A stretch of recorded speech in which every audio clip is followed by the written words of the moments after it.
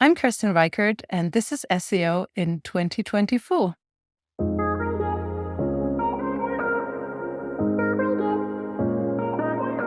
Kerstin, what's your number one SEO tip for 2024? It is to really and truly embrace building authority and demonstrate EEAT or double EAT if you wish, meaning experience, expertise, authority, and trust. We see now with AI, there is so much content flooding search results and everything really, that I feel we always have a counterpart to that, which is authority building and really being the number one or two or three go-to source in your industry and demonstrating that not only to your customers, potential customers, but also Google to keep and gain visibility there. So does that mean that the counterbalance to lots of AI content is not using AI to produce your content? I think using AI can help you do things faster. But I think what becomes more and more important is your own input and, keeping an eye on actual expertise and also doing something unique. Because now if everyone is doing the same things and using the same AI, content just becomes this big mash of mediocre things that we put on the internet, right? And if you think about how Google shows search results, then just from a logical point of view, they must differentiate in what is a good result, what is trustworthy, what is high quality content, and what is, it's informational, but it's the same old same and it's just there. So I think even with Google using AI to potentially create search results with SGE that's currently being tested, not in the UK yet, but we will probably see it. I think if we want to show up there, if we want to be the answer that Google provides, we can't be in the mediocre playing field. We need to be at the top. We need to be the relevant source that Google goes to, even as a source for their own AI-generated response. So therefore, yes, sure, use AI, for brainstorming, maybe helping with writing and things like that. Just the more laborious tasks that you can automate and do faster. But at the same time, think about how can you improve the quality of what you're producing and how can you really stand out and be in the top of the playing field and not just another mediocre resource of information. I guess this challenge with standing out and being unique is you look at the SERP and you look at the websites ranking for the keyword phrase that you want to rank for, and you review them and you see similarities between all the sites, and you see that each site is doing very similar things, and then you question how unique you can be to attempt to rank for the same query. Do you think you can be quite different compared with the other results out there and still expect to hopefully even be number one? I think it depends a bit on what your capacity is and what you're working with, right? Because of course you need to have the necessary resources to produce really outstanding and quality content. And, that might not be the right way to go for any company or for every company.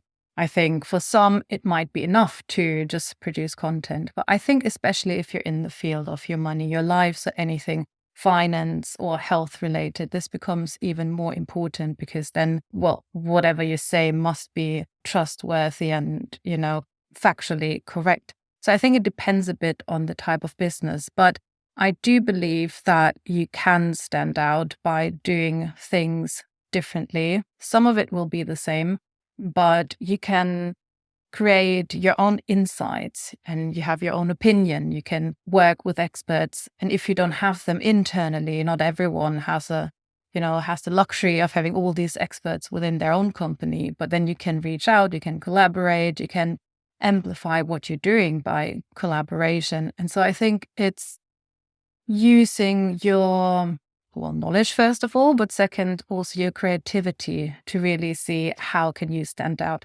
And that's not going to happen by just looking at data, which of course is really, really important. But if you just look at who's ranking here, who's ranking there, just looking at numbers, that's not going to give you the edge over necessarily competitors or content competitors that are ranking for terms and topics that you want to get into. So it's really important that you also do the manual work. You go into search results, you see what is it that they are doing, what is it that we could do better? Is there anything we could add to this topic, something maybe that you can't find everywhere? So I can give you an example from what we're doing. So we're lucky that we have a lot of internal experts. So I work at Seed Legal's, a legal tech company.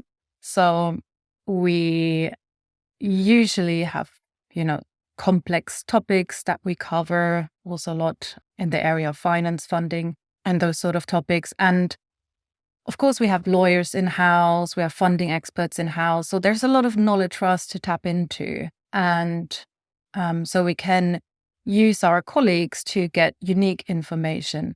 But also we are a platform where people do funding rounds. So we have a lot of data that is unique to us. And then we can use that for articles we may produce or reports. We can challenge what is already out there based on our data. We can, start conversations. And I think that is exactly the type of thing that makes you unique, and you add some more value than just saying, oh, to do a funding round, you need to do step 1, 2, 3, right? So it's going a step further and thinking, okay, apart from the general information that people would like to hear or read about, what else can we add that might be useful? So could be data that we have, or we have access not only to internal experts, but other experts. We can reach out to them, we can collaborate. So really bringing something new to the topic.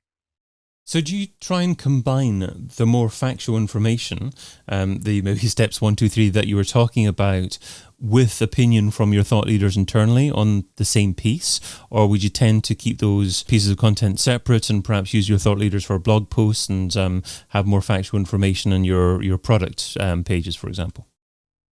We usually combine it, and we tend to do it across our content. So for example, if we work on an article around funding, it could start with an introduction that says, I don't know, in 2023 compared to 2022, what we're seeing from our data is this trend, and comparing that to whatever data was published elsewhere, there might be difference or it's the same. So usually we do give some insights from us, also for general topics, if we have something interesting to add.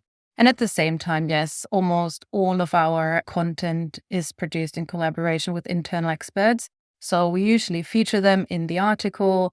We not only display the author on the article, we also add who are the experts who've contributed. We link to their profile pages. We feature them throughout the article in highlight boxes that show quotes from them or, expert tips. And we tend to do that across different content formats. So even within a newsletter, you might find an expert highlight. We do reports on the state of funding, for example, or option schemes in the UK, where of course it's data-led, but at the same time, each section then has insights from an expert, maybe their own view or something they can add from their experience, or maybe a look into the future, something that they are predicting.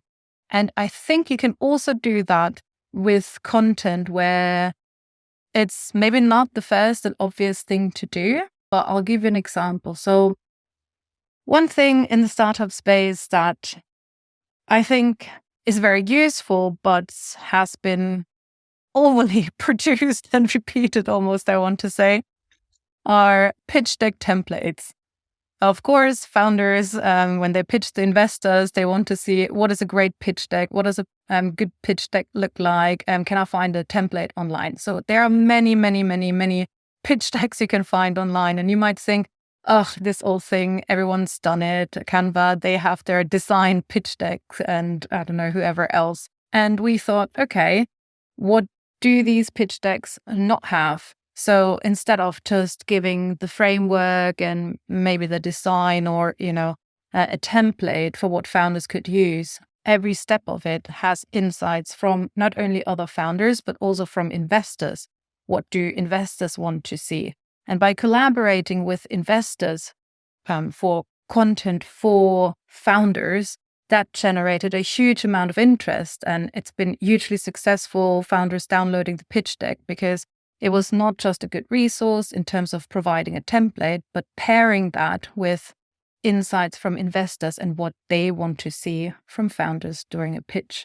So that is a way where you can maybe use ideas that seem maybe old or, they already exist. But if you find a way to make them better, there's a chance that you'll be successful with that.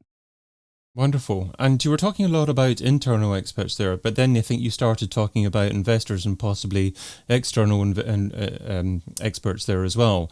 And it seemed to be a different style of content, more hero type content that you were using external experts for. Is that right? I mean, if you had a lack of internal experts as an SEO in-house, can you turn to external experts and get them to contribute in a very similar way that you're currently using your internal experts for?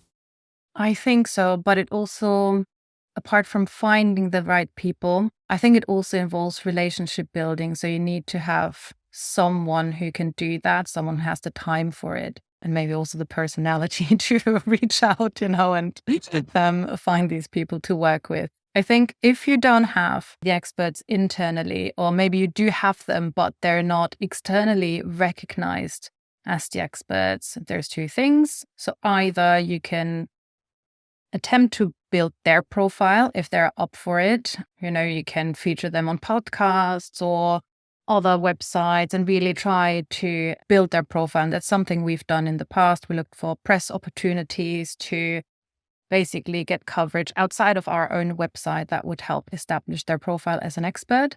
And then, of course, if you don't have anyone you can push to be the expert, you can work with external experts. So in our case, there are different types of external experts. So anything, speaking to founders, having insights from other founders who have maybe started multiple businesses, sold them, there's a lot of information, like really, really good content we can get from that. And again, investors as well. And I would say we probably, at least in our case, the content type doesn't really matter. We work with external people on webinars. We do a lot of those, and then we repurpose that into other content formats.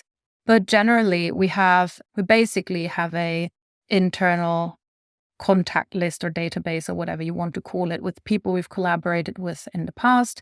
Could be that we've generally worked with them, or they're a customer, or we just reach out to them. And our writers know when they work on something, these are the people for each topic that they can then reach out to.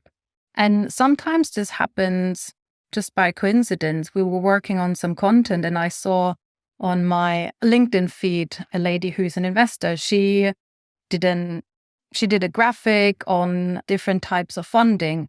And I thought, oh, that would work well for something we're covering at the moment. And I shared it with one of our writers, and she just reached out to her. She said, oh, I saw your graphic. Would you mind if we use that for an ebook? That's really, really cool. She was like, yeah, absolutely. So we featured her. We did a similar graphic. And then that's how she came to feature as an investor in our funding ebook, which then meant we could feature her on the landing page, on our social media posts. She shared it in her newsletter, and I got a lot of traction. So I think it's not necessarily limited to any type of content format. It's just finding the right people to contribute to the relevant things.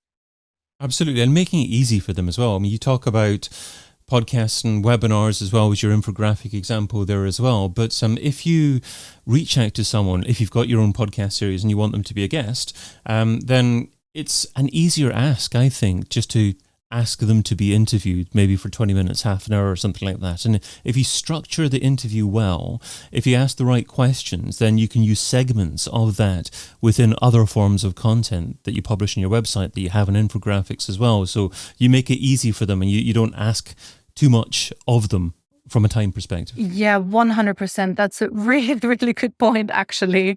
Yeah, we've noticed that. It doesn't really work if we reach out to people and we ask them, hey, do you want to be featured? What do you have to say?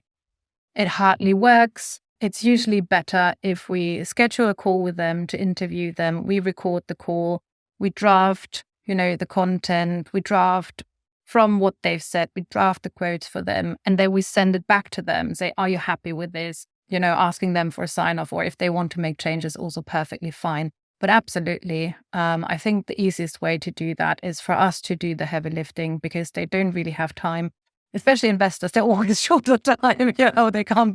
They can't be bothered to sit down and write their own, blog articles, just too much of an ask. So yeah, absolutely. Scheduling some time for interviews and also being very, very clear with the brief, send that beforehand so they know what's coming.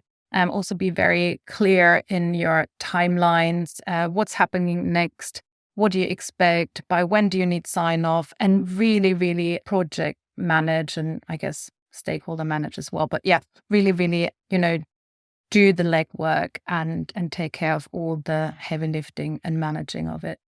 And you can even turn a series of interviews into a book like SEO in 2024. Exactly. What a fabulous content product. No, exactly that. If an SEO is struggling for time, what should they stop doing right now so they can spend more time doing what you suggest in 2024? Apart from over-relying on AI.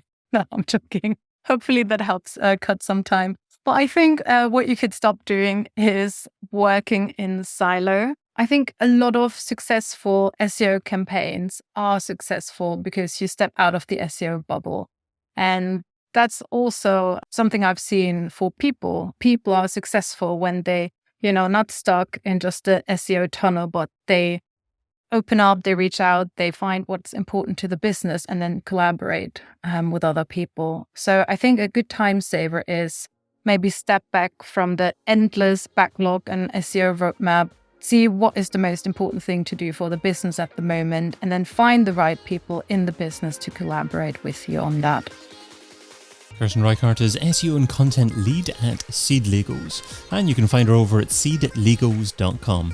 Kerstin, thanks so much for being part of SEO in 2024. Thanks for having me. I've been your host, David Bain. Get your copy of SEO in 2024, the book, over at seoin2024.com.